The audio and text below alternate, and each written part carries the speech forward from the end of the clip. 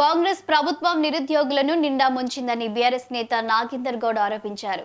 కాంగ్రెస్ ప్రభుత్వం 420 హామీలతో ప్రజలను మోసం చేసి అధికారంలోకి వచ్చిందని వ్యాఖ్యానించారు. కాంగ్రెస్ ప్రభుత్వం ప్రజలకు ఇచ్చిన హామీలను విస్మరించిందని ఫైర్ అయ్యారు.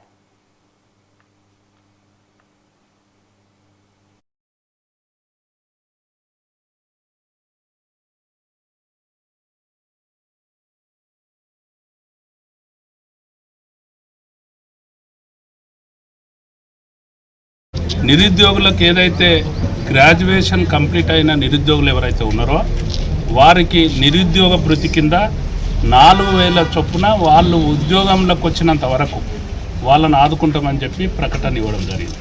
అంతకుముందు వాళ్ళు ప్రకటించారు, గత ప్రభుత్వం చేయలేదు, కేసీఆర్ గారి ప్రభుత్వం చేయలేదు, మేము చేస్తామన్నారు. మేము ఇప్పుడు క్వశ్చన్ చేస్తున్నాం, ఏదైతే మేము చేయలేమో అని నువ్వు చేస్తున్నావో ఈరోజు ఏం చేస్తున్నావు అని చెప్పి మేము ప్రశ్నిస్తూ ఉన్నాం. తక్షణమే నిరుద్యోగ భృతి చెల్లించాలని చెప్పి మేము డిమాండ్ చేస్తున్నాం. అది విజ్ఞాపన పత్రం లోపల పొందుపరచడం జరిగింది.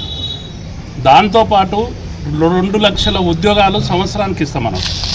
మరి ఏమైంది? 2 లక్షల ఉద్యోగాలు ఏ ఊళ్ళు ఇచ్చినావు, ఎక్కడ ఇచ్చినావు? 2.5 సంవత్సరాలు అంటే 3 సంవత్సరాలు అయింది.